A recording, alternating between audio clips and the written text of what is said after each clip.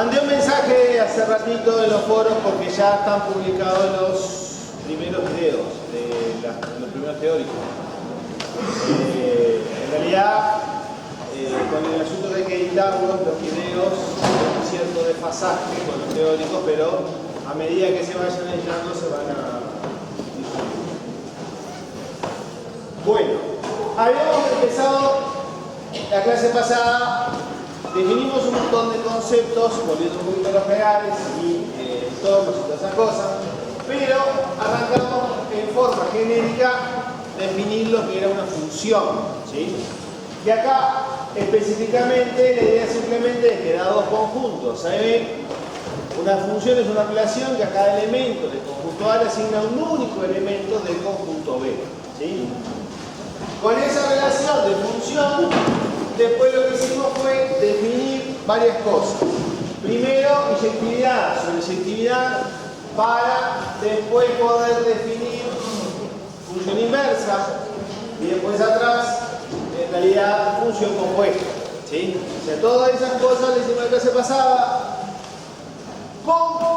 en forma genérica, en el sentido de que el conjunto A y B acá pueden ser cualquier cosa, ¿sí? A nosotros, para el curso, específicamente, obviamente no nos interesa cualquier cosa, sino que nos va a interesar conjuntos A y B, que ¿dónde van a estar necesariamente esos conjuntos?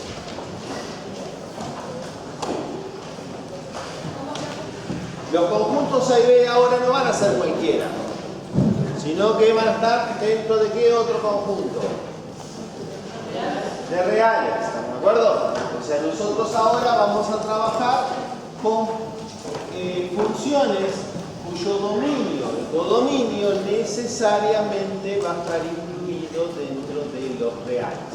¿Estamos de acuerdo? O sea, fundamentalmente es eso, ¿cómo que se dice?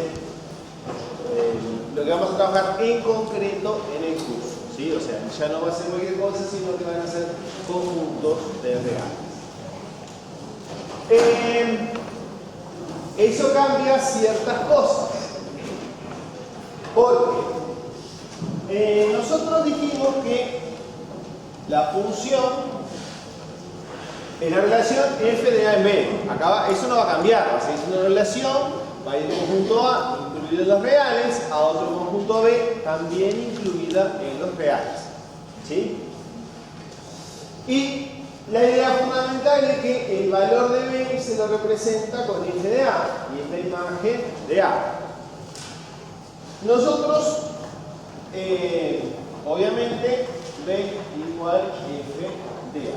Es la relación fundamental donde B son elementos que están en el codominio a elementos del dominio. ¿Qué pasa? Usualmente nosotros estamos trabajando con reales. Entonces, en lugar de A, ¿qué usamos usualmente en reales? X. Entonces nosotros vamos a trabajar con valores f de x. Pero, a su vez, el f de x va a ser otro real. O sea, acá en este caso, x e y son valores reales. ¿Sí? El hecho es que, usualmente, cuando trabajamos con este tipo de conjuntos, lo usual es dar la relación. O sea, para definir la función nosotros tenemos que partir de los conjuntos A y B, ¿sí? En cambio, cuando trabajamos en reales, usualmente nosotros no partimos de los conjuntos, sino partimos de ¿qué cosa? De la relación. Usualmente nosotros ¿qué vamos a decir? F de x va a ser igual, por ejemplo, a 1 sobre x. ¿Sí? Esa es, o sea, nosotros en realidad ahí con eso estamos dando, entre comillas, como la fórmula de la función. ¿Sí? Es decir, estamos dando la relación. Entonces, acá, al hacerlo de esta manera, estamos cambiando un poquito la definición, porque la definición ¿de qué parte? de los conjuntos. ¿De acuerdo? La definición parte de los conjuntos. Entonces, el hecho es que ahí entra en juego otra cosa que se hace usualmente en reales, que es que lo que yo sé por definición es que mi función va a ir de A hasta B. ¿Sí? Eso segurísimo. En reales puedo hacer lo siguiente para no complicarme la existencia y decir siempre el codominio es todo R. Entonces ahí nunca le voy a errar, porque como todo real va a estar en R, ahí tengo todos los subconjuntos que yo quiero. Pero el problema está en qué cosa, en A. ¿Por qué? Porque acá el dominio, por definición de función, ¿qué tiene que pasar a cada elemento de dominio? Tiene que tener un valor. Tiene que tener un valor asignado. ¿Estamos de acuerdo? Tiene que tener un valor asignado. Entonces, ¿qué problema tenemos cuando nosotros arrancamos de la expresión? Es que no necesariamente esa expresión tiene que existir para todos los reales. ¿Estamos de acuerdo? Entonces, ahí entra algo que en principio es primero, una vez que tengo la expresión, es determinar qué cosa, el dominio de esa función. ¿Por qué? Porque tengo que determinar los puntos de existencia. ¿Sí? ¿Se entiende? En este caso específico, ¿qué pueden decir de esa expresión? ¿Existe siempre? ¿Por qué no? Cuando equivale menos 1 desde 0 y no existe una fracción que ya A ver, si equivale a menos 1 se hace 0. Hasta ahí estamos de acuerdo. Lo de existe la fracción, ¿por qué no existe la fracción? ¿Por qué no existe la fracción? Si equivale a menos 1 el denominador. Fue lo que dijo ella, sí, en otras palabras es lo mismo. Pero ¿por qué no existe? ¿Por qué no? porque 0, o sea, no puedes hacer el caso 0. Claro. El hecho es de vuelta. O sea, ¿qué tenemos acá en realidad? El inverso de un número. ¿Cuándo existe el inverso de un número? Cuando el número es dígito de 0. No es que no existe la fracción. ¿Estamos de acuerdo? O sea, el hecho es que, justamente, como estamos trabajando, es decir, el cociente es el producto con el inverso también. O sea, siempre tiene que ver con, justamente, el cociente existe cuando existe el inverso del denominador. Para eso tiene que pasar que el numerito necesariamente tiene que ser distinto de 0. ¿Estamos de acuerdo? O sea, la no existencia de fracción tiene que ver con la no existencia del inverso. ¿Se entiende? Entonces, en el caso específico, obviamente, la función A, el conjunto A van a ser los x pertenecientes a los reales, tal que x distinto de menos. ¿Sí? Tal que x distinto de menos. Entonces, en realidad, ahí el conjunto A puedo tomar, ese sería el dominio más grande, pero cualquier subconjunto de ese conjunto también camina como dominio. ¿Se entiende?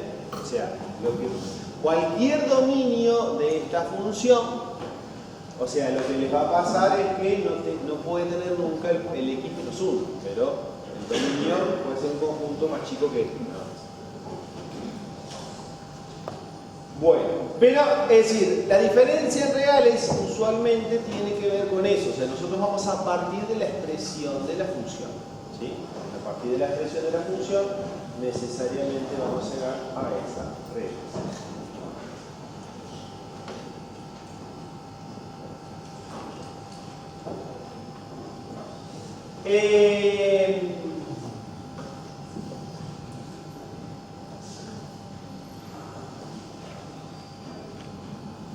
Pregunta, ¿esa función es inyectiva?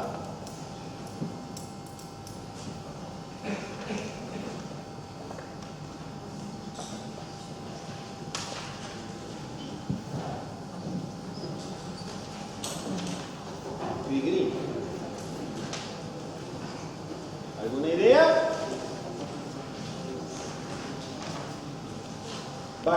a ver. ¿No? ¿Cuándo es inyectiva la función? Si partimos de imágenes distintas, perdón, de preimágenes distintas, las imágenes tienen que ser iguales. Distintas, perdón. Distinto. ¿Entienden eso? ¿Sí? ¿Qué dice el paseo? En este caso,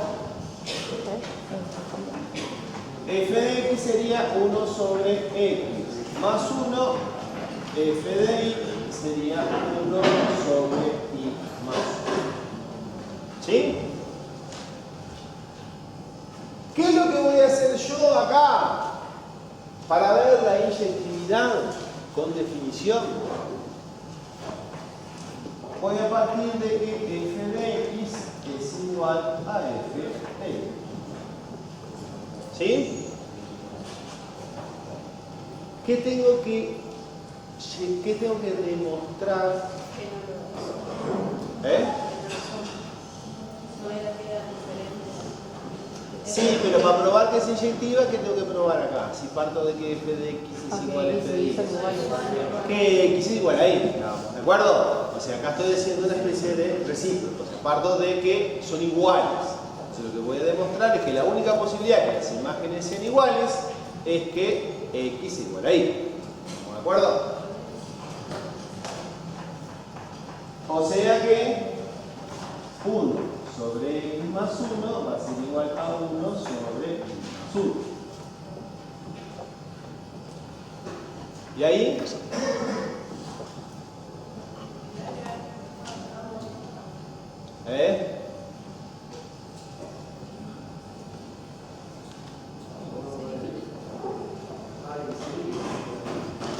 ¿No escucho? ¿Qué cosa? No te escuché absolutamente nada. Bueno, pero ¿qué haces con esa expresión? ¿Qué harían con esa expresión? No escuché lo que harías ahí. Entendí que querías llegar a algo con relación a x. No entiendo cómo querés llegar a esa relación. O sea, no escuché. Multiplicar por el inverso de cuál? ¿De qué cosa?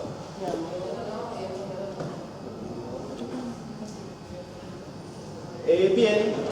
O sea, multiplicar por el inverso a cada uno sería una posibilidad. ¿Estamos de acuerdo? Sí, o sea, se podría hacer multiplicando por el inverso o poner una relación de la otra y después reemplazar en la ecuación original. Sí, tengo una sola ecuación. O sea, poner todo en función de y reemplazar lo que te quede igual a y en... No, es una sola ecuación. No puedes hacer eso porque es una sola ecuación. ¿Dónde vas a reemplazar si tu única ecuación es esa? ¿Se entiende? Ojo con eso. Lo de las inversas me gustó, pero hacer eso implica hacer 2 veces el inverso. ¿Estamos de acuerdo? Hay un detalle, en realidad, que obviamente que este numerito es el inverso de qué cosa. Y este, estamos de acuerdo. Los inversos son iguales. Necesariamente, ¿qué tiene que pasar con el número? ¿Por qué? Porque el inverso es único. ¿Estamos de acuerdo? O sea, los inversos son únicos. Entonces, en realidad, pasando por la existencia del inverso, sin hacer las cuentas, justamente, como el inverso es único, necesariamente nosotros ¿qué podemos llegar a esa relación? X más y es igual a x más 1, perdón, es igual a y más 1. Sin pasar por todas las cuentas. Está bien las cuentas, ¿se entiende? Pero acá usando la relación de inversos, me ahorré las cuentas. Bueno, y ahí, obviamente, si sumo un número en ambos lados, ¿qué pasa con la igualdad? Entonces, ¿qué numerito van a sumar ahí? Menos 1. Si suman menos 1, van a llegar a qué cosa?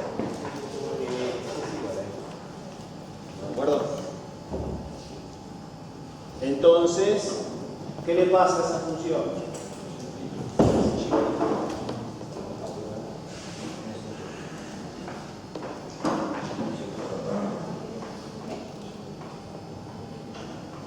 ¿Sí? Después vamos a ver formas más sencillas de hacer inyectividad sin pasar por la definición. Hay otros elementos para ver inyectividad, pero en principio con esto vemos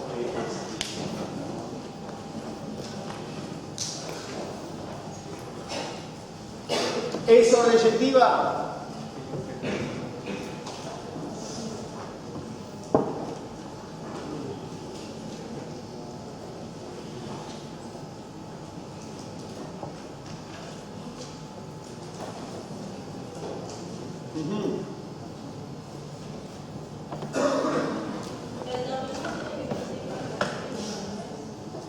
No. Para que sea inyectiva, sobreceptiva, para todo elemento del conjunto B, para todo elemento del codominio, tiene que existir un X perteneciente al dominio tal que el Y o el F de X. O sea, todos los elementos del codominio son imágenes. ¿Estamos de acuerdo? Todos los elementos del codominio son imágenes. Eso es lo que me dice la definición.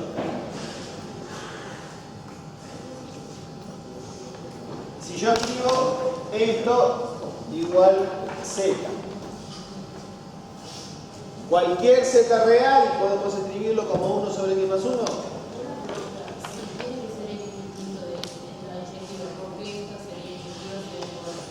No, pero a ver, sí, ojo, vamos de vuelta. Eso, si X es distinto de Y, entonces F de X tiene que ser distinto de F de Y. Si vos partís de dos elementos distintos del dominio, la imagen es distinta. ¿Estamos de acuerdo? Lo que yo hice en la demostración no partí de X, sino que partí de imágenes iguales. ¿Qué dije yo? Que F de X es igual a F de Y. Entonces, pero con eso, ¿qué probé? Que la X es igual a Y. Entonces, en realidad, si la imagen se repite, necesariamente el X es el mismo. Lo estoy diciendo de otra manera. ¿Entiendes? De esta manera, el problema es que pues, tenés que buscar una forma de demostrarlo. De esta manera, partiendo de imágenes distintas, iguales, perdón. Si vos encontraras dos valores que fueran posibles, distintos, X e Y, ahí la función no se echa. Se supone que cuando operas llegas a una contradicción, o algún dato que te da que no son iguales, ¿de acuerdo? Pero acá justamente estoy haciendo al revés, haciendo una especie de contradicción. Si no se cumple, o sea, si son iguales, la única posibilidad es que sea el mismo X. ¿Entiendes? Que es diferente a lo que estábamos haciendo acá, en la definición. O sea, parto del contrarrecíproco de esto. Parto que son iguales, que veo que son las mismas. Sobreselectividad. No, aquí estoy positividad. Quiero ver si tomé como codominio reales. Quiero ver si cualquier real lo puedo escribir de esa manera. ¿Y ustedes qué me dirían?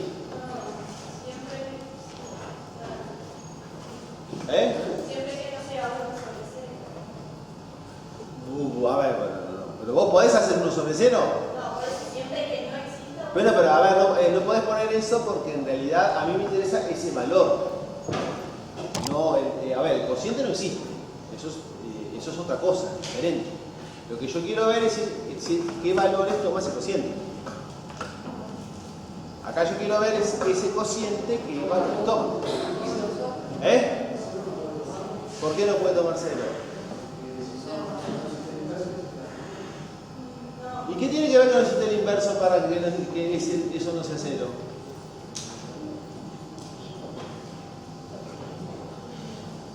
Cri.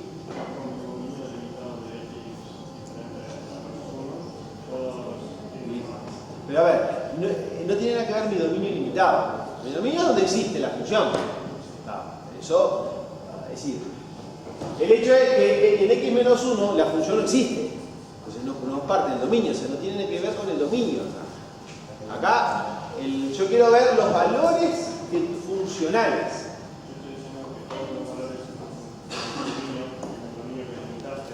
Pero no me, a ver, entonces ya arrancas mal porque no me interesa el dominio. Me interesa esto. No hay ningún paciente que te dé cero. ¿Cómo que no? Cero sobre algo, pero ya tenés uno. Ahí está. El hecho es que, a ver, tengo un cociente, pero la única posibilidad que un cociente me dé 0 es que el numerador sea 0. ¿Estamos de acuerdo? Entonces, como el numerador es 1, no existe nunca la posibilidad de que ese cociente me dé 0, sin ver el dominio. ¿Se entiende eso? O sea, ahí no me interesa cuál es el dominio. Yo estoy estudiando esto. Entonces, en principio, justamente, o sea que hay, quiero hacer, Z va a ser distinto de 0. O sea que esa fracción solo toma valores distintos de 0. ¿Qué pasa con la sobreyectividad? No es, ¿estamos de acuerdo? En este caso, como todo valor distinto de 0, no es sobreyectivo. ¿Sí? ¿Se entiende eso? O sea, esta función es inyectiva, pero no es sobreyectiva. ¿Qué dijimos en la clase pasada? Que para hacer la función sobreyectiva, ¿qué había que cambiar? El codominio. ¿Y qué hacemos con el codominio? Lo podemos restringir. Entonces, ¿cuál es la idea fundamental acá? Que la función es el dominio lo voy a dejar igual. ¿Estamos de acuerdo? Porque ahí no me interesa. Pero vamos a tomar un codominio B1, que ¿qué es lo que voy a hacer con B1? Le voy a sacar el C, ¿estamos de acuerdo? O sea, son los C pertenecientes a los reales, tal que, a ver, para evitar líos,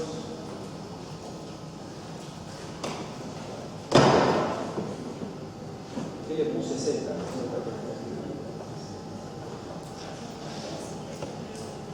¿Sí? Entonces, nueva función. Con esto, la función f de x, 1 sobre x más 1, va a ser biyectiva. ¿Sí? Y si es biyectiva,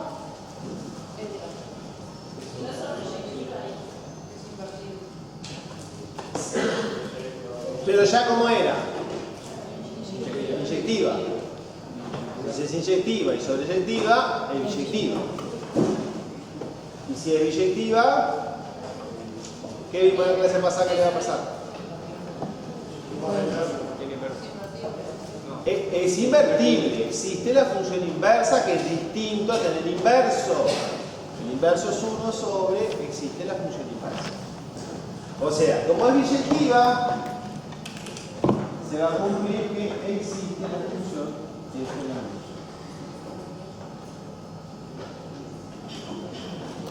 Que es la función inversa.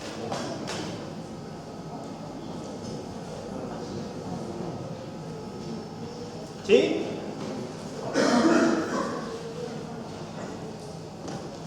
¿Qué hemos visto de la función inversa? Que cambiaba, acá le llamamos G, iba del dominio de la inversa, es el codominio de la otra función, a los límites. Mi función inversa, en este caso, se va a cumplir que va a tener como dominio el conjunto B1, o sea, los Z distinto de 0, y va a ir al conjunto A, que son los x distinto de menos 1. ¿Sí? ¿Preguntas?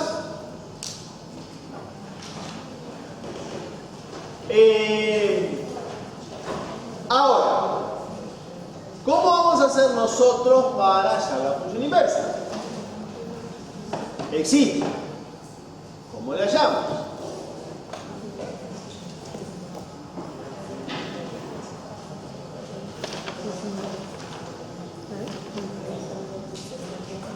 Nada. La clase pasada llegamos a dos relaciones muy interesantes. ¿Qué pasa si yo a la función f la compongo con la inversa? ¿Qué me daba? Me daba x. Acá, como los conjuntos son reales, las dos identidades van a ir de R en R, o de estos dominios. Pero componer una función con la inversa siempre me va a dar la identidad. ¿De acuerdo? ¿Por qué me interesa esto? Porque lo que voy a hacer yo es calcular esta compuesta.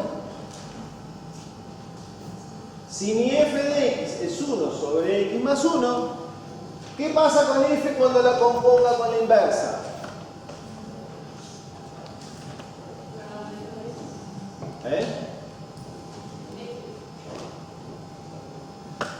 No, miren acá.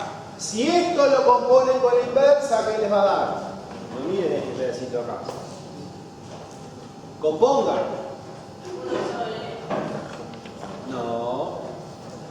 ¿Cómo componen dos funciones? Donde está esta x, ¿qué es lo que hay que poner? Inversa. ¿Estamos de acuerdo? Entonces, ¿qué les va a quedar? 1 sobre el menos 1 de x más 1. ¿Sí?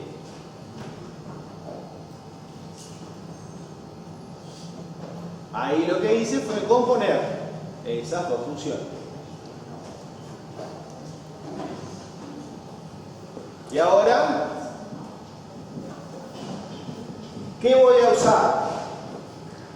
Que esto es igual a x. ¿Estamos de acuerdo? Entonces, ¿qué es lo que voy a hacer ahí? Simplemente voy a hallar la inversa despejando de esa relación.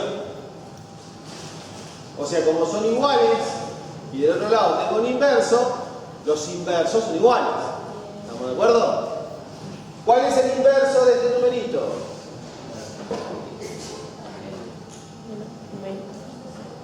No, menos 1. El inverso de 1 sobre f a la menos 1 de x más 1.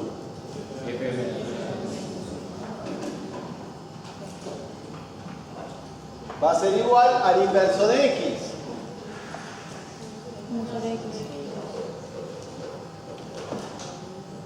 Entonces, ¿cuál es la inversa?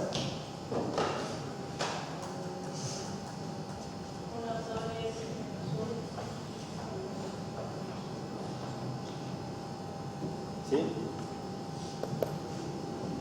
1 sobre x, todo eso menos 1. Y ahí tenemos la función inversa de la función original.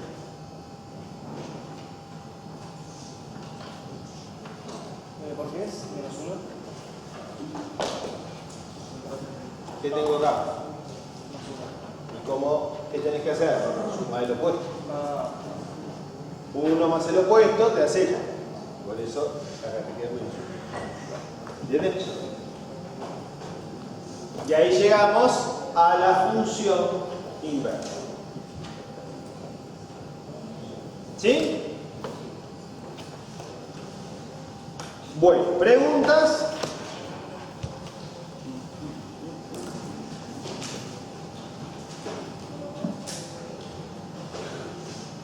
Línea. Ahora empezamos con un montón de cosas interesantes.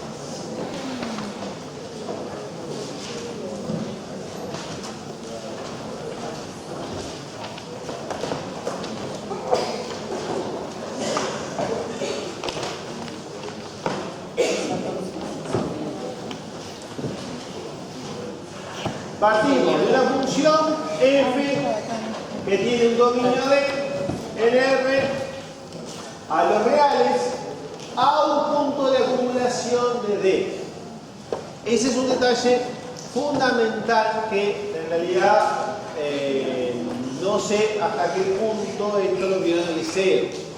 El límite solo es posible calcularlo cuando trabajamos con puntos de acumulación. O sea, no se puede hacer en otro punto que no sea un punto de acumulación. ¿Qué era un punto de acumulación?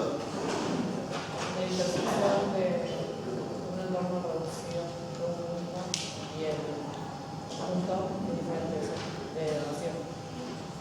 Casi, te faltó algo ahí.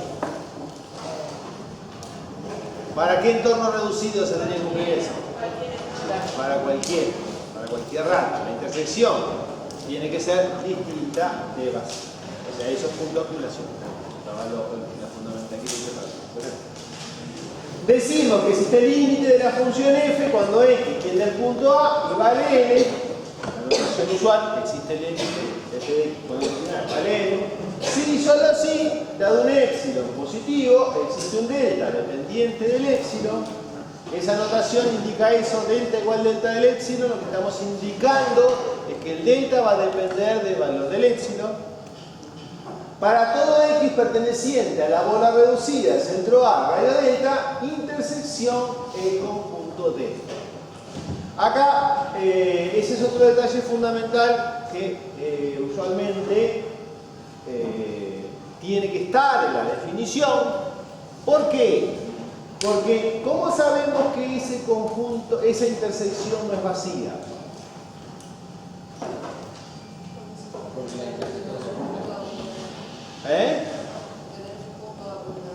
Claro, porque hace acumulación, justamente. O sea, esa intersección es distinta a vacío porque el punto hace acumulación. O sea, el hecho es que justamente eso es importante en la definición. O sea que muchas veces en el liceo todas estas cosas las pasan por arriba, son detalles fundamentales en la definición del límite. Y a partir de esta relación, si para todos los x que cumplan que la intersección, están en esa intersección, perdón, el f de x tiene que pertenecer a la bola del centro L del radio x. ¿Cuál es la idea intuitiva del límite? ¿Cuál es la idea intuitiva? ¿Qué cosa? Eso lleva a la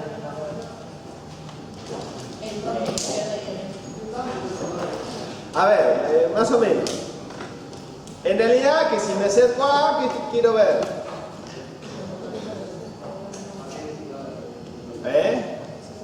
¿A qué se acerca f de x? ¿No me acuerdo? O sea, en realidad, la idea es que quiero ver que si yo me acerco, ¿qué pasa cuando me acerco a A? ¿Qué pasa con los f de x?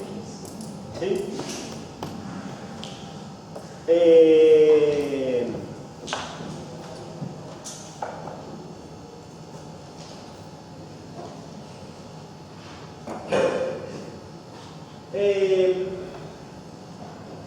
Pregunta honesta. ¿Alguien no vio límite en el liceo? ¿Alguien nunca vio límite? Bueno. Se supone que repaso, por eso en realidad vamos a ir medio rapidito. En el sentido de que tenemos la definición, después lo que vamos a ver básicamente son propiedades del límite y es, como que se dice, la primera me dice que si el límite de f de x cuando x tiende a vale L1 y el límite de f de x cuando x tiende a vale 2, entonces L1 es igual a L2. O sea, ¿qué estamos diciendo con eso? La unicidad del límite, exactamente. La unicidad del límite. Si f de x es igual a c, ¿qué pasa con el límite de f de x? También vale c. O sea, si la función es constante, el límite es la propia constante. La tercera me dice que si f de x es x, existe el límite de f de x es igual a, cuando en este caso, con el x. Después, si existe el límite de f de x vale L y alfa pertenece a los reales, existe el límite de alfa por f de x y es alfa por x. ¿Sí? O sea, la constante no afecta al valor del límite, simplemente la multiplica. ¿Estamos de acuerdo? Todas estas propiedades son las que están acá y las, supuestamente las deben haber visto todos en el inicio. Acá tenemos el límite de f vale L, el límite de g vale m, el límite de la suma es la suma de los límites. El límite del producto es el producto de los límites y el límite del cociente es el cociente de los límites siempre y cuando el m sea distinto de 0. ¿Estamos de acuerdo? Obviamente esto tiene que ver con la existencia del cociente. ¿Cuánto existe el cociente? Cuando existe el inverso de m. Si existe el inverso, tiene que ser distinto de 0. ¿Sí? Se supone que en el liceo trabajaron con estas propiedades, vieron todas estas propiedades, por eso nosotros la vamos a pasar muy por arriba. La que no vamos a pasar muy por arribita es el teorema de la función compuesta.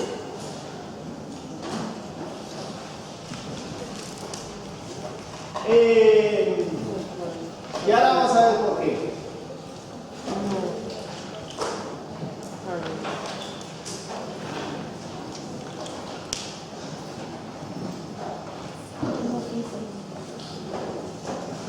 Tengo esta función f de x igual 1.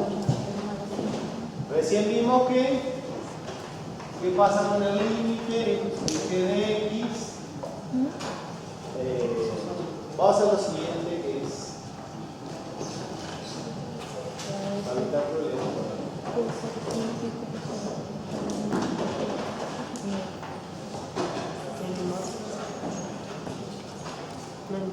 ¿Sí? Obviamente que vimos recién, que si la función es constante, ¿cuánto va a ser el límite de la constante? La propia constante, o sea que este límite es... Ay, se me fue esa.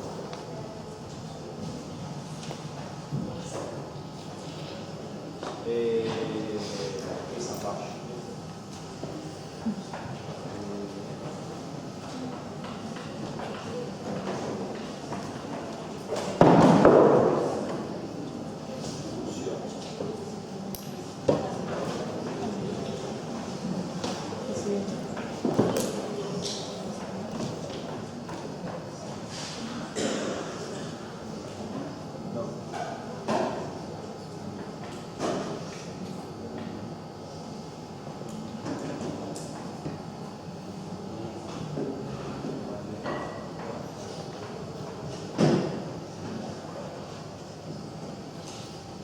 Tengo esta función. La f de x vale 2 para todos los x dentro de 1 y vale 4 en x igual. Esa es mi función f. Hace una cosa por el esto es 1.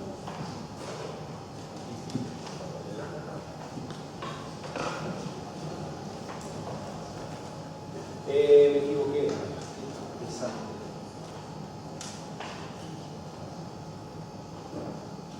La función vale 2. Vamos a hacer el dibujo correcto. De 2.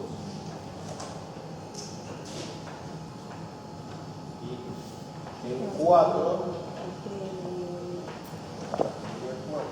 Sería 2. ¿Sí? Es el bosquejo de mi función. ¿Qué pasa con el límite de f de x cuando x tiende a 1?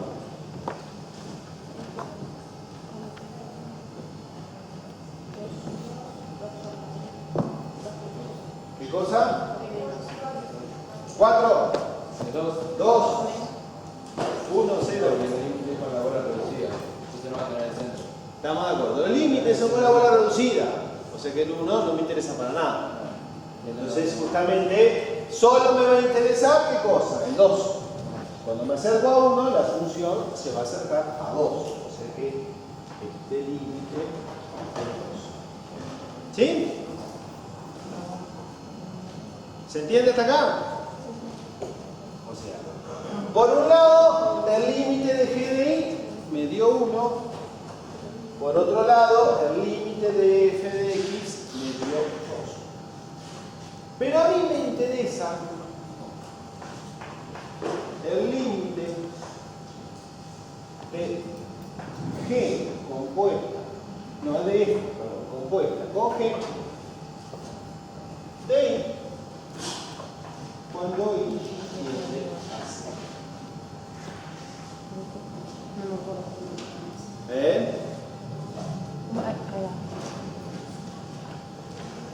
¿Cuál queda? El hecho es que cuando nosotros trabajamos con estas propiedades, vieron que el límite de la suma es la suma de los límites, el límite del producto es el producto de los límites, el límite cociente es el cociente de límites, etcétera, etcétera. Con la compuesta, como estamos haciendo f compuesta con g, lo razonable sería que me diera el mismo límite que qué cosa, que f. Porque con esto nosotros ¿qué estamos haciendo en realidad? Límite cuando i tiende a 0 de la función f, valuada en dónde? Valuada en g de i. ¿De acuerdo? O sea, ahí me interesan qué cosa, los valores de f. ¿Sí? Pero, ¿cuánto vale g de i en este caso?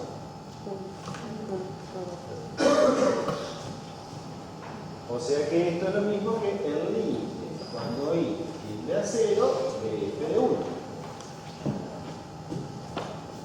¿Y cuánto vale f de 1? 4. ¿Qué no me dio? 2, obviamente. O sea, acá lo fundamental es que esto es distinto. ¿Sí?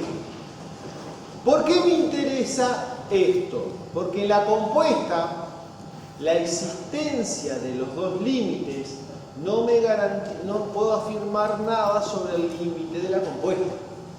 A diferencia del producto, cociente y suma, saber cuánto da los límites de ambas funciones en composición no me alcanza para saber qué pasa con el límite de la compuesta.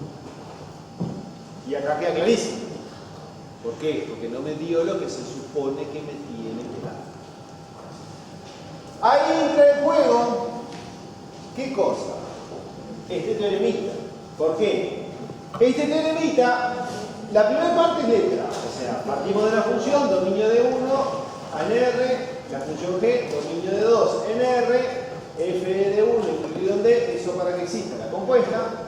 A un punto de acumulación de D1, B un punto de acumulación de D2, todo eso simplemente para armar la hipótesis. Pero acá me da justamente, primero existe el límite de f de x cuando x tiende a A y es B. Existe el límite de g de i cuando x tiende a B y es C. O sea, esas dos cosas no alcanzan para asegurar la existencia del límite de la compuesta. ¿Por qué? Precisamos una tercera hipótesis. Que f de x sea distinto de b para todo x perteneciente a la bola reducida de centro A radio. Y ahí existe el límite de g compuesta con f. Al final me lío con las letras porque el límite que yo escribí fue al revés. Que no quería armar lío y lo hice igual. ¿En qué sentido? En este caso específico, yo estoy haciendo g de f de x. ¿Estamos de acuerdo? ¿Qué le pido a f de x? Que sea distinto de b. ¿Por qué distinto de b? Como acá estoy haciendo g compuesta con f, ahí entra nuevamente lo del límite. Porque el límite, ¿qué estamos haciendo en el límite? O sea, ¿qué me fijo en el límite? La bola reducida del punto. Estamos de acuerdo, pero ¿qué pasa? ¿Cómo hice fallar yo el teorema, justamente? ¿Qué hice con la función g? Le asigné el valor 1, que es el 1 es el centro de la bola. Que si, al ser reducida, ¿qué pasa con ese valor? No me interesa para nada. ¿Se entiende? Justamente. El problema fundamental que tiene esto es que en estas condiciones el teorema falla. ¿De acuerdo? En estas condiciones el teorema falla. ¿Pero por qué? Porque justamente el valor funcional que le asigné a la función g en este ejemplo es el valor del centro de la otra bola. De ser reducida, ese punto no me interesa para nada. Y ahí justamente deja de cumplirse el teorema. ¿Por qué me importa el teorema de la función compuesta? ¿Dónde usan el teorema de la función compuesta y no con ese nombre? No derivadas otro límite. ¿Qué cosa? ¿Alguien más? ¿Qué otro tipo de límite usan? No, ¿qué otras operaciones hacen el límite que usa el teorema de la función compuesta?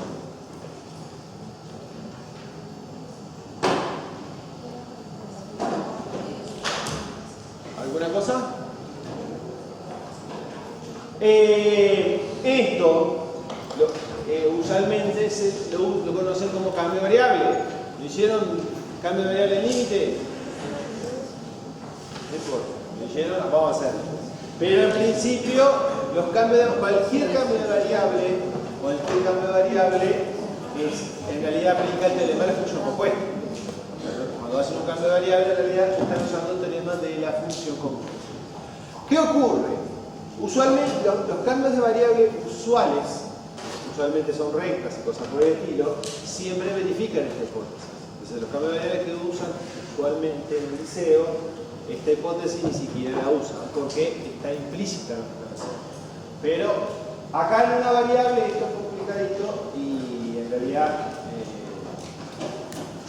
¿cómo es que se dice? Acá explicamos un poco más todo esto porque esto lo vamos a seguir viendo después más adelante. Pero el teorema de la función compuesta fundamentalmente tiene esos problemas. Bueno, ¿preguntas de esto? El siguiente es el teorema de la función comprendida. Tenemos tres funciones, dominio D en R a R a un punto de acumulación de D.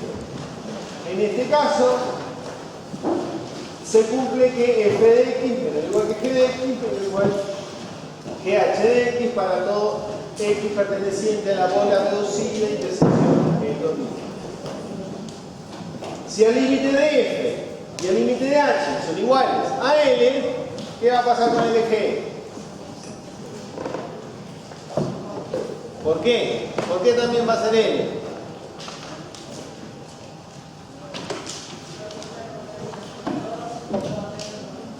Porque en realidad está entre medio de las dos y las dos tienden a lo mismo, necesariamente la que está en el medio va a tener que tender a lo mismo. Y ahí la idea de, pues el teorema de función comprendida, siempre que las dos funciones tiendan al mismo numerito, necesariamente la del medio va a tender a ese numerito. ¿Qué pasa si uno tiende a L y otro tiende a N?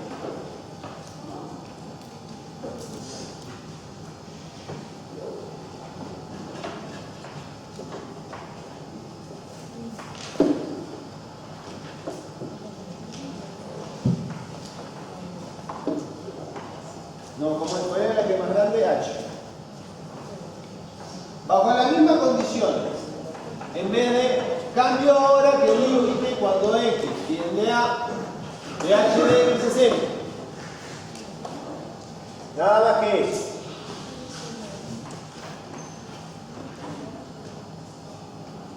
La más chica es f.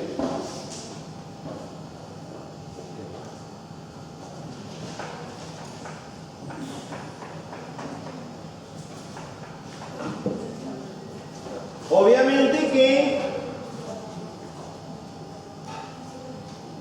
con esta relación, ¿qué sabemos de L y M?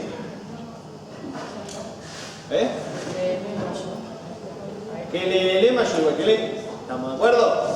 El M es mayor o igual que el L. ¿Qué pasa con el límite de G? Va a estar entre L y M. ¿Estamos de acuerdo? ¿Están todos de acuerdo con eso? por qué el teorema no me dice eso?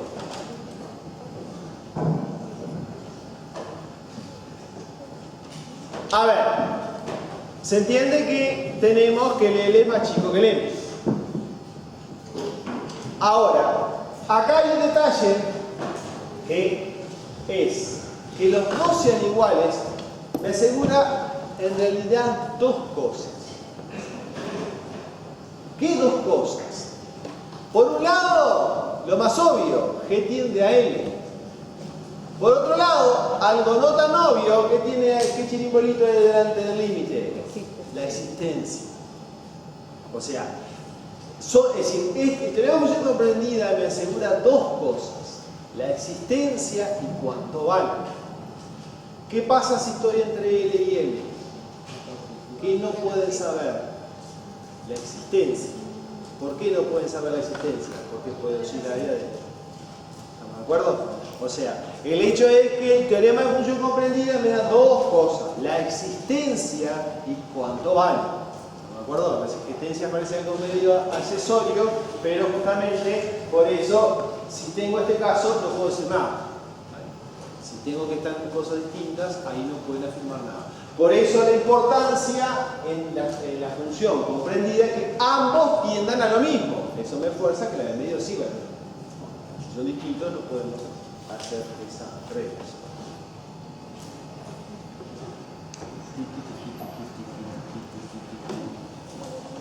Bueno, ¿qué otros límites conocen? Los límites laterales.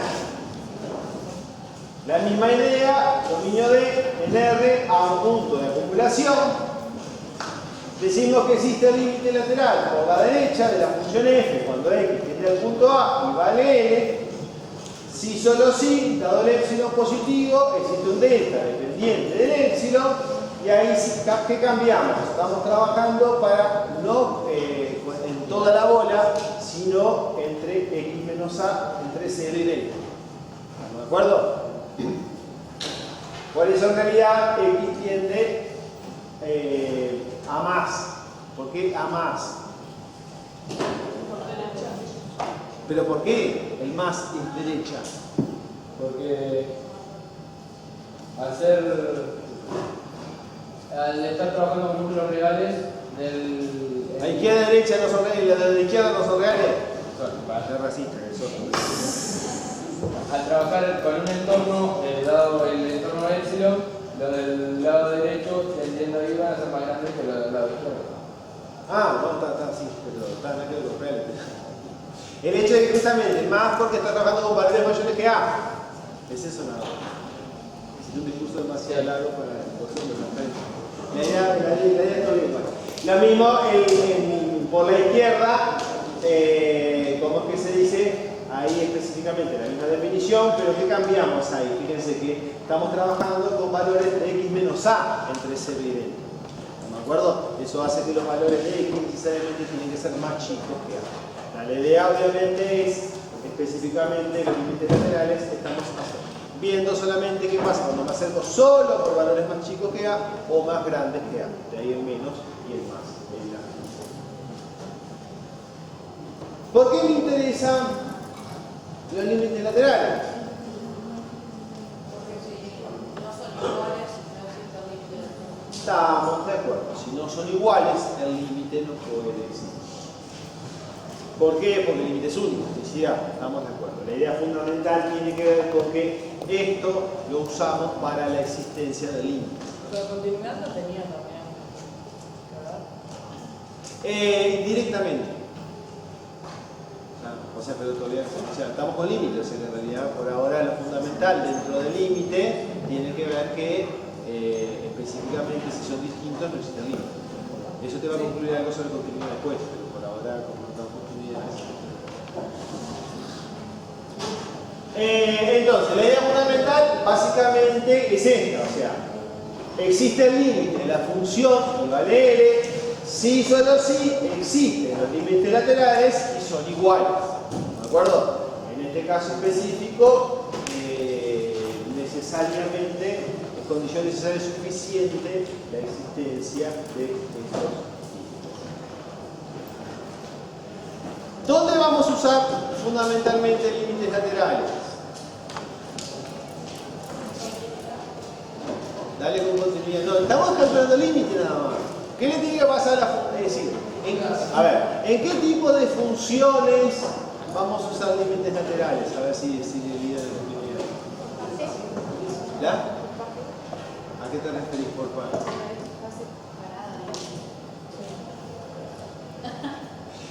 Cuando está definida en zonas. Eso, por partes, por zonas. El hecho es que usualmente si tengo que para ciertos X vale una cosa, para otros X vale otra, ahí usualmente en ese tipo de funciones que está definido por zonas, se usa directamente la parte de los límites, la parte lateral, perdón. Bueno, después acá los límites infinitos.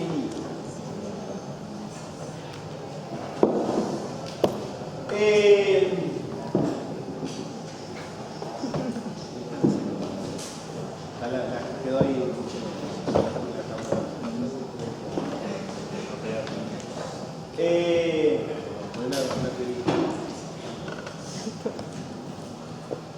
Los límites infinitos, en realidad, el infinito, ¿de dónde sacamos el infinito? En la clase pasada. ¿Cuándo hablamos del infinito en la clase pasada?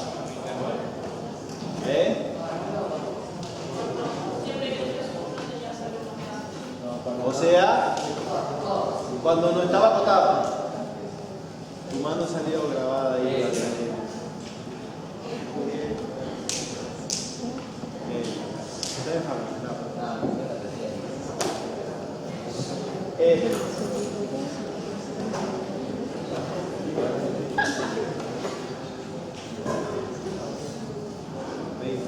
Me fui y me distraje por tu culpa y ya infinitos, o sea, en realidad la idea del infinito es que algo no acotado, o sea, están dado un número, siempre podemos dar otro más grande. Esa es la idea de los infinitos. El límite, hay usualmente, vamos a hablar límite de la función f cuando x tiende a más infinito y vale más infinito, se nota de esa manera, cuando dado un k positivo existe una m dependiente del k tal que para todo x más grande que k, el f de x es mayor que k. ¿Sí? En el apunte hay un valor absoluto que en realidad es incorrecto. Por eso en realidad esta es correcta ahí. Hay un caso que se nos escapó en esa definición y después nos cuenta el hecho es que, porque acá lo que vamos a separar es, separamos el más del menos infinito. Vamos a separar el más del menos infinito.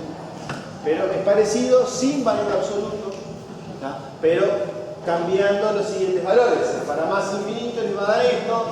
Para menos infinito, en realidad, ahí, fíjense que la idea es la misma. Dado un k mayor que 0, existe un m dependiente de k, pero ¿qué cambiamos? Para todo x menor que menos k. Obviamente que si el m es positivo, el menos m va a ser negativo, ¿tá? Y el f de x puede ser, indica que el f de x es menos k. Obviamente que podría ir a más infinito, tender a menos infinito, a más infinito, tender a un número, todo ese tipo de cosas. Por eso dice, cualquier otro límite se puede definir combinando las definiciones 3, 2 y 4, dependiendo de a dónde tienda, si tiene un número o si tiene infinito. El hecho es que puede tender a infinito y dar un número, puede tender a un número del infinito. O sea, ese tipo de cosas, todas esas variaciones dentro de límites automáticamente se van a dar. Bien. Pregunta.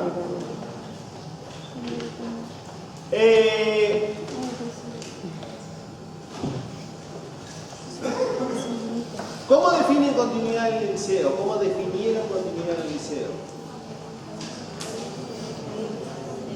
El límite, ahí está, y ahí entraba los laterales, con límite. En realidad, esa definición le falta algo. ¿Qué pasó acá? ¡Ey! Me quedé sin transparencia. Iba a pasar cuando lo veo más.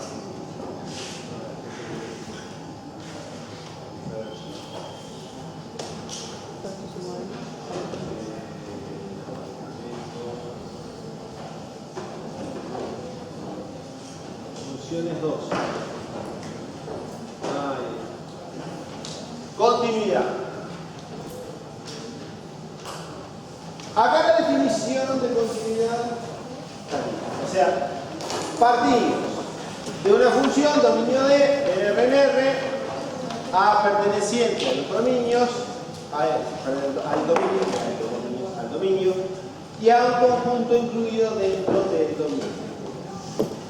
La función f es continua de un punto A si para todo epsilon mayor que 0 existe un delta dependiente del épsilon tal que para todo x perteneciente a la bola de centro A, radio delta, intersección, el dominio, se cumple que f de x pertenece a una bola de centro f de A, radio epsilon.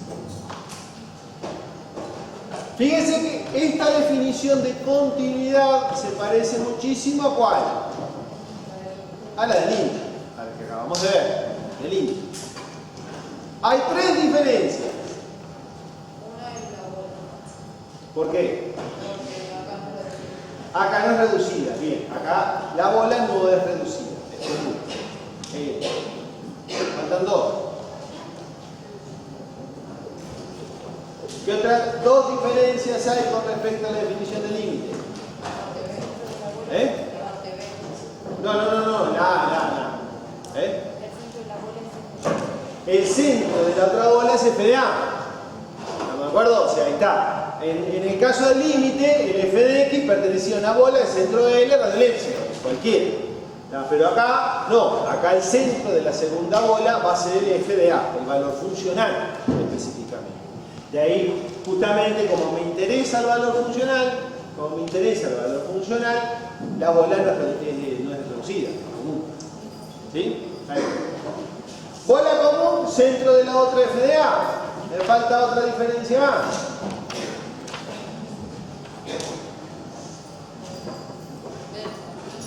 No, eso es igual. Dado el epsilon es un delta depende del epsilon. Y eso aparece en las dos definiciones.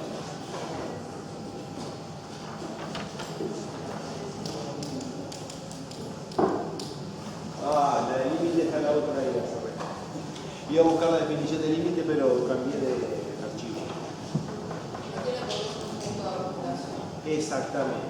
En el límite tiene que ser un punto de acumulación. En continuidad no. ¿Estamos de acuerdo? En continuidad no. ¿Qué ocurre acá? Específicamente que las definiciones son muy parecidas. La diferencia está en la bola, el centro de la otra bola y que el punto no es de acumulación. No tiene por qué ser acumulación. Pero la diferencia es que el punto A va a necesariamente ser un punto del dominio. El punto pertenece. Eso es segurísimo.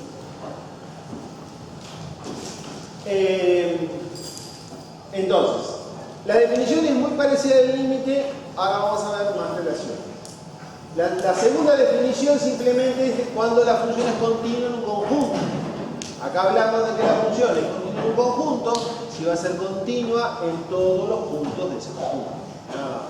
En todos los puntos de ese conjunto. Ahora,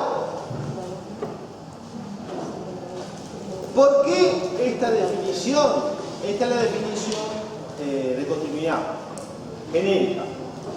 Para todos lados, esta definición de continuidad funciona. ¿Qué pasa? Obviamente que los puntos del dominio, el problema está en que los puntos del dominio no todos tienen por qué ser de acumulación. Y ahí entra en juego justamente los puntos. Porque si no es de acumulación, ¿de qué otra forma? ¿Qué otro tipo de punto va a ser? Aislado. ¿Estamos de acuerdo? Entonces, ahí está el problema justamente con el dominio de la función, ¿tá? Porque los puntos pueden ser aislados. Pero nosotros que vimos específicamente que si el punto es aislado, no es de acumulación. Y entonces, si es aislado, ¿qué no podemos definir? Que sí puedo definir en puntos de acumulación. Que no es continuo. Ah, no.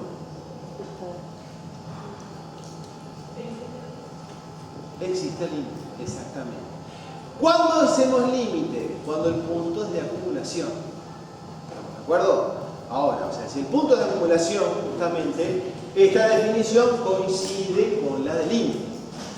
¿Dónde no va a coincidir? Por eso, usualmente en el liceo ven si es continua cuando el límite de la función es la f de a. ¿Por qué? Porque ahí olvidan los puntos de aislados. Obviamente, son puntos raros, pero pueden aparecer, pero ahí se olvidan de los puntos aislados. Por eso en el liceo, razonablemente, usan esa definición de continuidad. Nosotros vamos a trabajar con esto, puntos aislados, que lo vamos a ver más adelante. O sea, ya vimos la definición, o sea, trabajamos siempre con esta definición. Pero hay un detalle importante cuando el punto es aislado. ¿Cuándo el punto era aislado?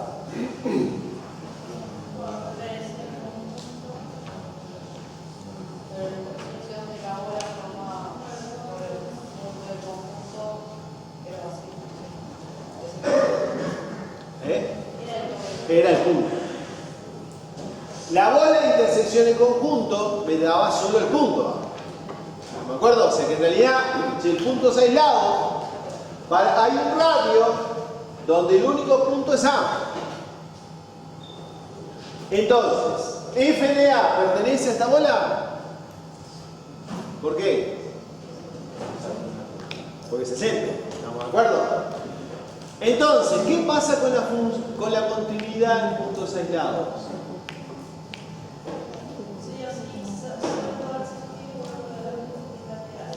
No, puntos aislados que no puedo poner límite en puntos aislados. A ver, si el punto es aislado, ¿cumple con la definición? ¿Por qué? Porque el único punto que te da es A y es el centro de la bola. Entonces, el hecho es que la función es continua en todos los puntos aislados. O sea, porque cumple con la definición. ¿Por qué me interesa eso específicamente? Justamente porque acá, para la continuidad, me interesa saber primero si el punto es aislado o no. ¿De acuerdo? Si el punto es aislado o no. Acuérdense que si no es aislado, acumulación. O sea, si el punto A es de acumulación, la función es continua si solo si el límite de f de x cuando x tiende a es f de a. De vuelta, es usual que lo vean así en el liceo porque no trabajan con puntos de acumulación, por eso solo se quedan con esa parte. Pero con lo que acabamos de ver es si el punto A es aislado, la función siempre es continua. ¿De acuerdo? Así que en realidad va a seguir siendo lo mismo. ¿Por qué? Porque me va a interesar el límite, porque si es aislado es continuo. El estudio de continuidad, en definitiva, va a ser muy parecido a lo que hacía en el liceo. Agregan, fijándose en los puntos de acumulación. Bueno.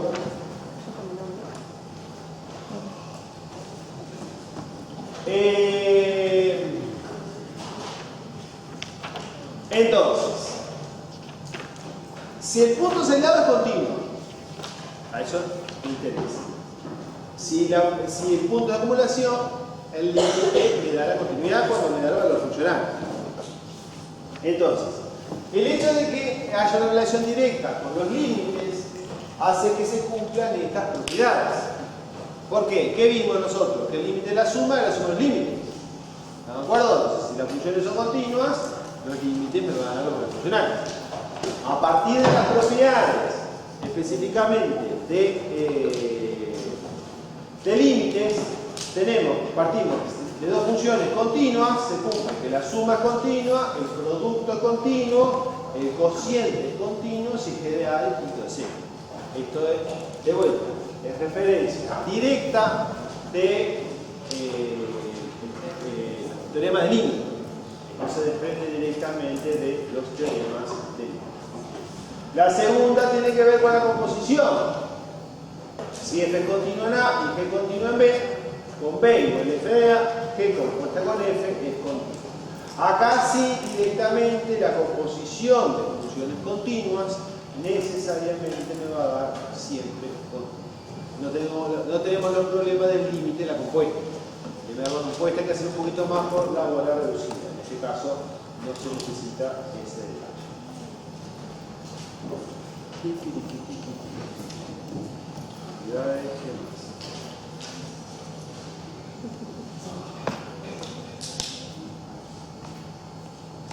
Ahora vamos a ver algunas cosas, algunos teoremitas de continuidad.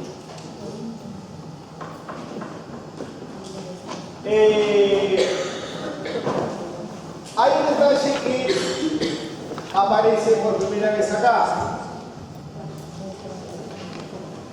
Ahí aparece esto.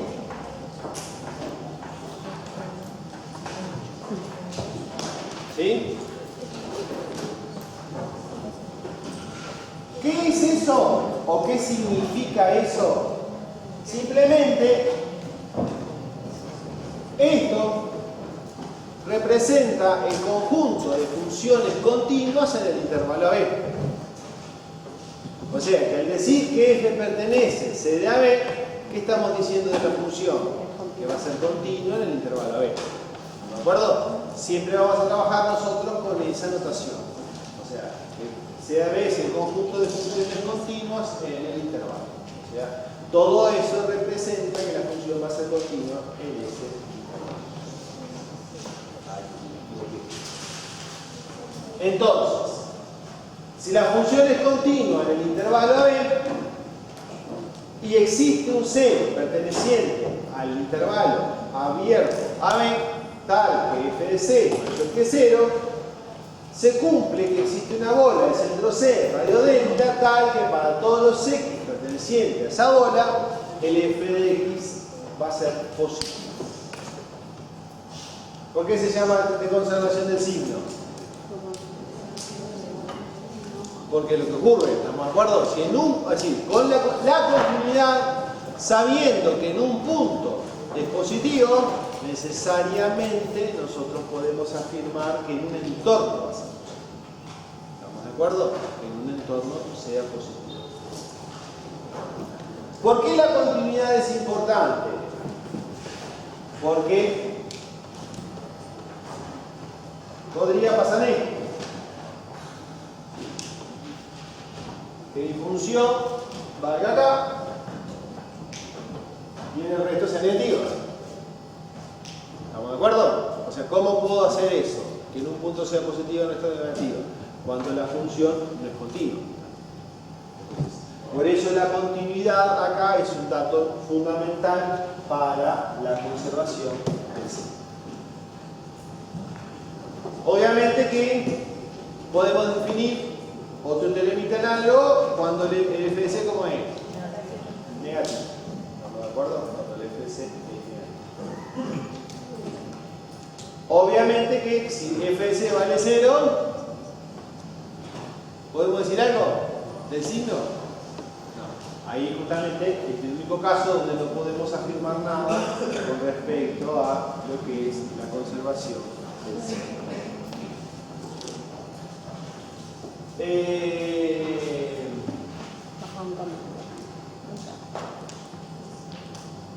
Teorema de Bayer.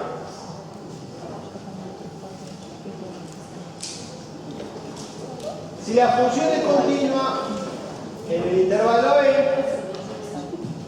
se cumple que existe un alfa y beta perteneciente al cerrado AB. ¿Y por qué se beta distinto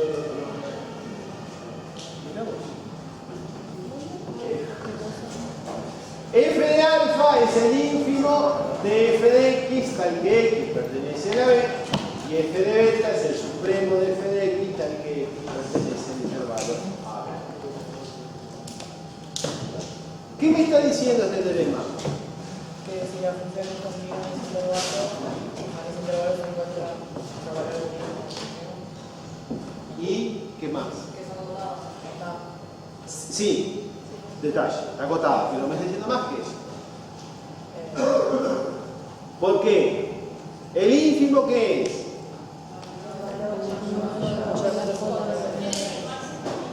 Exactamente, es decir, el ínfimo es un valor funcional, es un elemento de conjunto.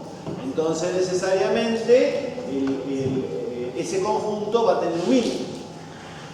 ¿Estamos de acuerdo? Y el f de beta específicamente tiene que ver con también lo mismo, máximo. O sea, cuando el supremo pertenecía al conjunto era un máximo, cuando el ínfimo pertenecía al conjunto era un mínimo. ¿De acuerdo? Entonces, en realidad, si la función es continua, pasan muchas cosas. Está acotado, tiene supremo e ínfimo y tiene máximo e ínfimo. Todo eso pasa con la continuidad de la función en el intervalo array. Todo eso me dice el teorema de Bayes.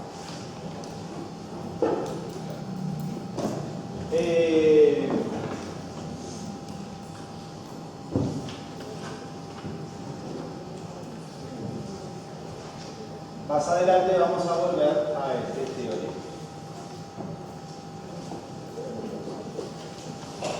Y ahora vamos los teoremas con nombre y apellido. Si la función es continua en el intervalo AB, tal que f de A por f de B es menor que 0, existe un C perteneciente al abierto AB al que f de C es igual a 0. ¿Sí? Este teoremita, teorema de Bolzano. ¿Cuál es la característica de este teorema? Menor de 0.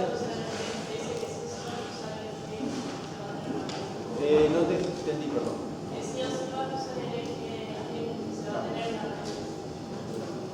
Ah, que es menor que 0. O sea, que la multiplicación de las dos imágenes, o sea, que una va a ser, que va a estar por debajo de... Y que va a cruzar y va a haber 0. O sea, al menos uno. El hecho de que sea negativo, necesariamente un valor va a estar por encima del eje, otro por debajo, va a tener que cortar en algún punto. ¿Sí? Pero, ¿cuál es el problema de este teorema? El problema entre comillas. Esto entra dentro de un conjunto de teoremas que se llaman de valor medio. ¿Por qué?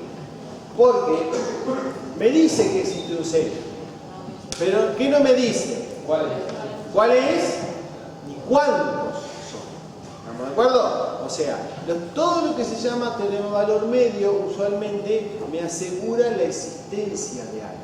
Acá, ¿qué me está asegurando? Que va a pasar por el eje. ¿Estamos de acuerdo? Pero no me dice ni dónde ni cuántas veces. ¿Estamos de acuerdo?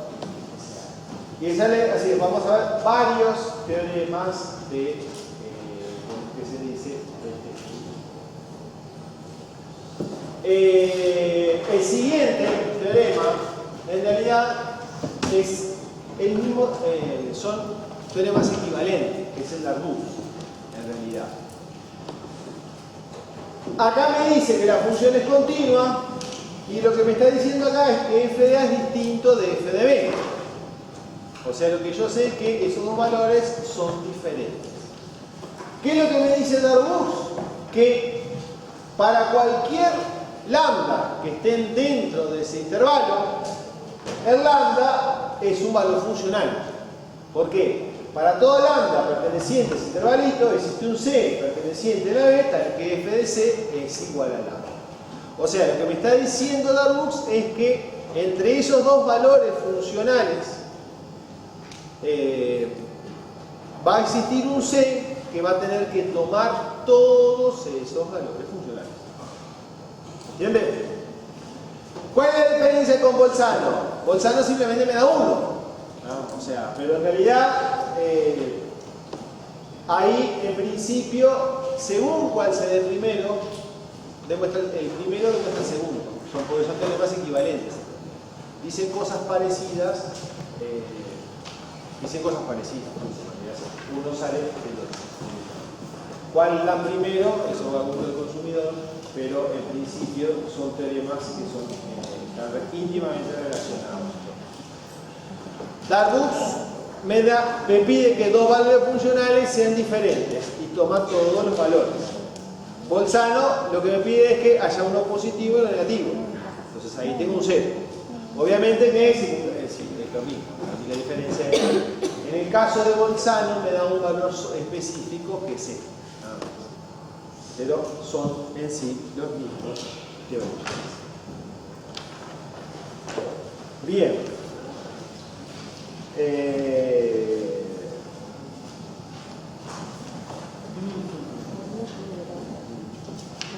Vamos a marcar ahora después de continuidad que viene.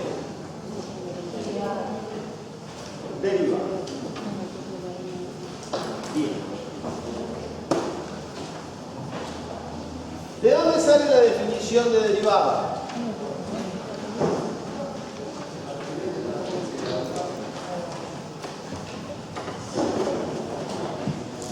O sea, si de la tangente, ¿de dónde salió?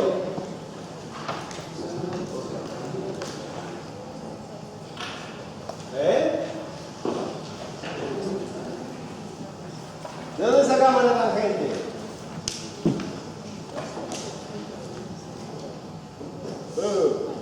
De la manga, sí.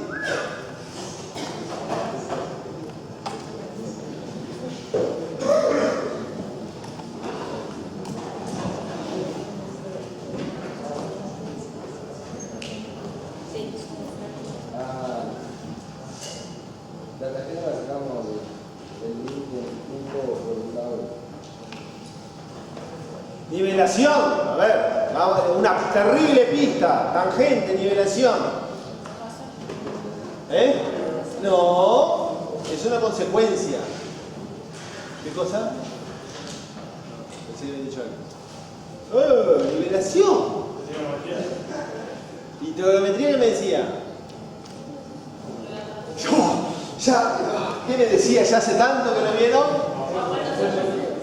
¿Estábamos de acuerdo? Opuesto, cateto opuesto sobre cateto adyacente. ¿De dónde aparece ese triángulo rectángulo? No.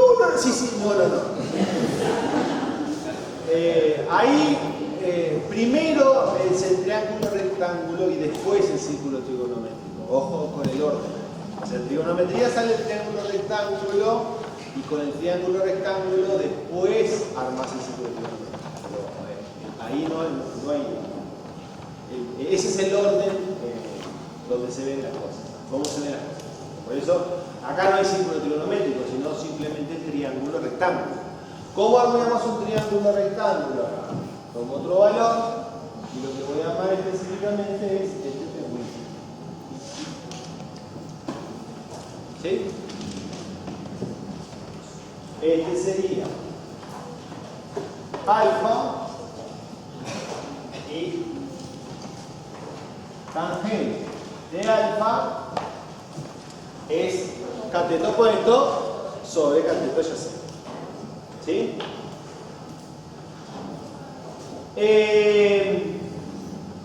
Usualmente en el liceo a esto, ¿cómo lo llaman? No. ¿A Maseki le pusieron en el liceo? ¿Sí? Yo le voy a poner a Masachi. Y ahora, no, que en realidad, no importa. Porque en realidad, en el liceo esto simplemente era X.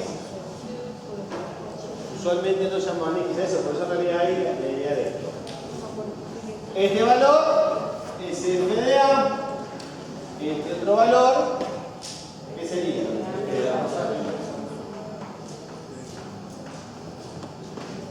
O f de X. Ay, acá se va, en esta zona se... eso en realidad es decir, este cociente es f de A más h menos f de A, cateto opuesto, sobre cateto adyacente, acá me va a dar h.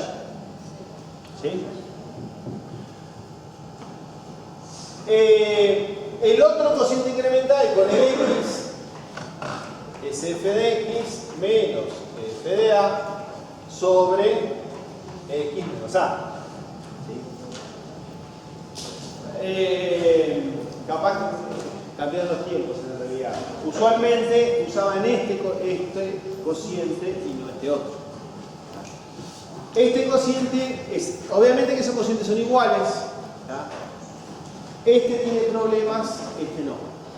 Y los problemas los vamos a ver más adelante. De la misma manera que vemos todas las definiciones de bola, punto interior, como eso va a servir para más adelante. Acá tenemos un cociente, que ¿cómo se llama ese cociente? Cociente incremental. Porque ¿cuál es la idea que estamos haciendo acá? El h es el incremento, estamos incrementando el punto. ¿Estamos de acuerdo? Ahí estamos incrementando el punto. Entonces, ¿cuál es la idea fundamental de esto? Que con ese cociente incremental nosotros podemos calcular la tangente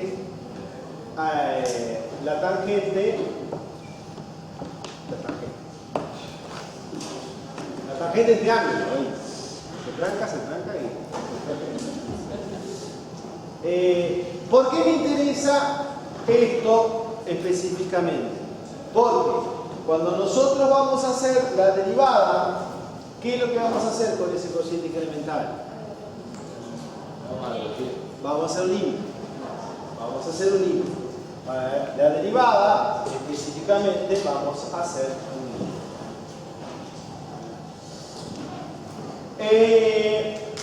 De vuelta, partimos de la función dominio de R, incluido en R, perdón, a R, y acá fíjense que A tiene que ser un punto interior, no puede ser cualquier punto A, tiene que ser interior, por el incremento. O sea, ¿por qué? ¿Qué era un punto interior? Cuando la bola estaba incluida dentro del conjunto.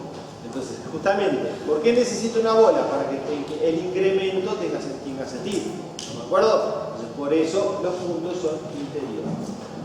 La función f es derivable en A si solo si existe el límite h tiende a 0 del cociente incremental. En este caso, me queda esa relación, límite cuando h tiende a 0.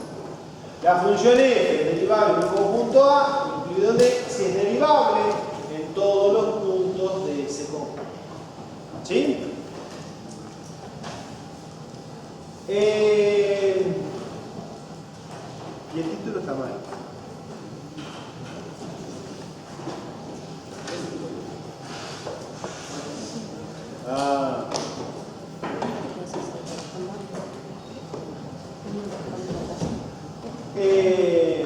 El título, fíjense que en algún lado definí derivada.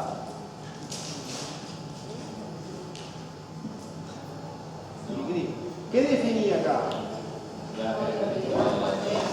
Cuando es derivable. Acá el título debe decir eso.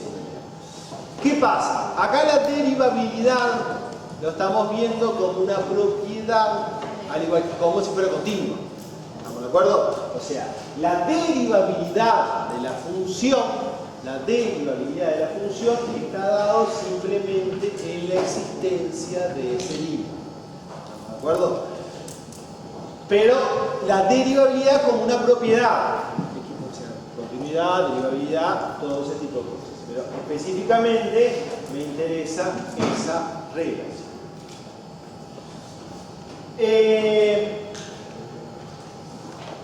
¿Cómo define la derivada?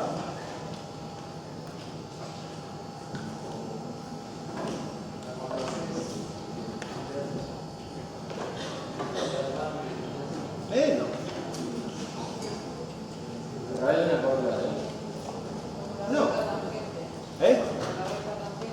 No, es una consecuencia. La derivada es un numerito, bien. ¿Y de dónde saco ese numerito? Del límite. O sea, la derivada en realidad f' de A es igual al límite cuando A tiende a 0 de A más H menos f de A sobre H. El valor del límite es el valor de la derivada. ¿Sí? El valor del límite es el valor de la derivada.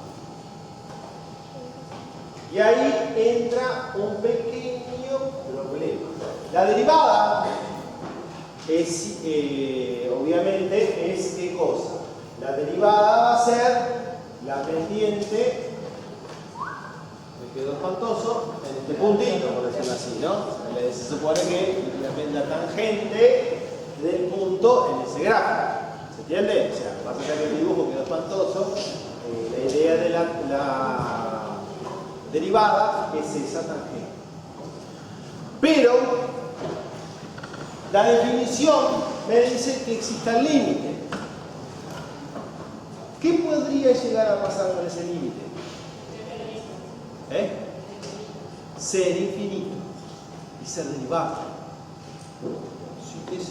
Si el límite es infinito, va a ser derivable. El hecho es que la derivabilidad está asociado a la existencia de ¿qué cosa? De la tangente. ¿Qué pasa si el límite es infinito? No, es así. Así, al revés. ¿Cómo así, Rafael?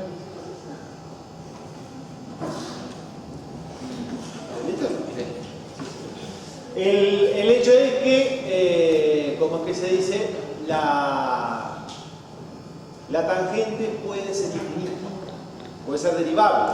Pero ¿qué va a pasar con la derivada si el límite medio infinito? No existe, porque la derivada no puede valer infinito. Entonces, la derivabilidad está asociado con la existencia de la recta tangente, o de la pendiente. La pendiente, la tangente es otra historia. Que si existe pendiente, va a ser derivable la función. ¿Sí? En cambio, no tiene, es decir, puede ser derivable sin que exista derivada, y ese es el caso infinito.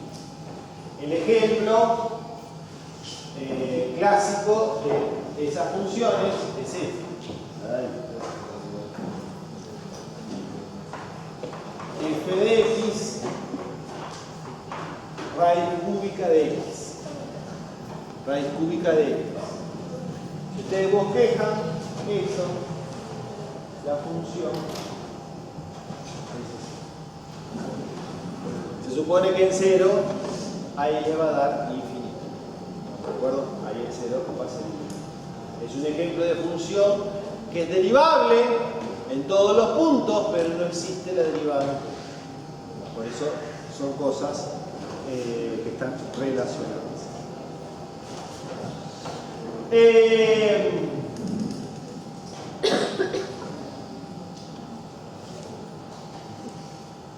¿Preguntas de esto?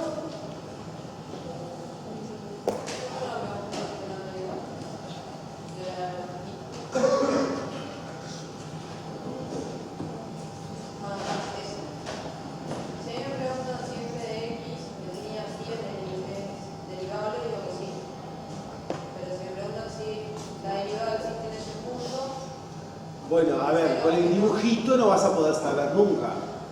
Salvo que veas un dibujo. Con este dibujo es espantoso porque en realidad la pendiente no me quedó vertical. ¿Se entiende? Y metro no es.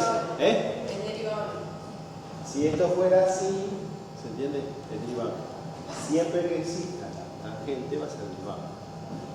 La derivada va a depender del valor de la tangente. Si es infinito, es que ahí no existe derivable. Pero con el dibujo, ¿entiendes?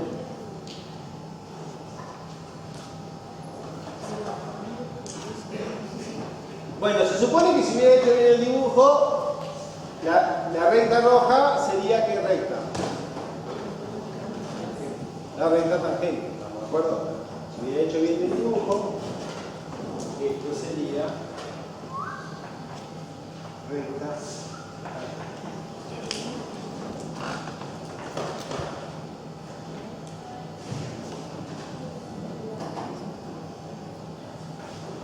Ay, estaba con otro color y ya.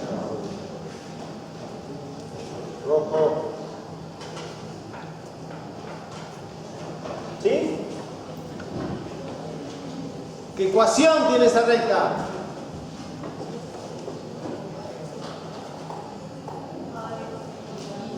¿Eh?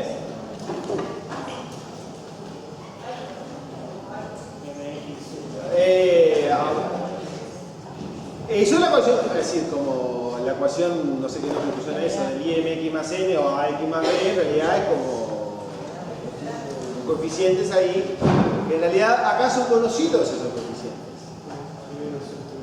¿Eh?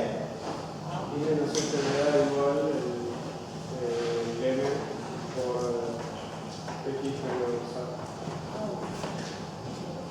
¿Y cuál es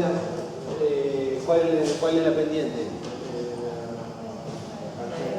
¿Y cuál es la tangente? La derivada. ¿Estamos de acuerdo? O sea, el hecho es que la ecuación tiene que pasar por el punto, la regla tiene que pasar por el punto de FA. No es la ordenada del origen, por eso en realidad hay que la idea no es eso simplemente. La derivada es el prima A por 6 menos A. Obviamente que la pendiente de la recta tiene que ser la tangente. La pendiente de la recta tiene que ser la tangente.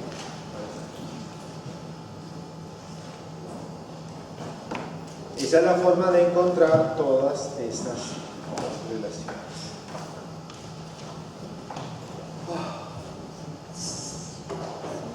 Muchas cosas por hoy.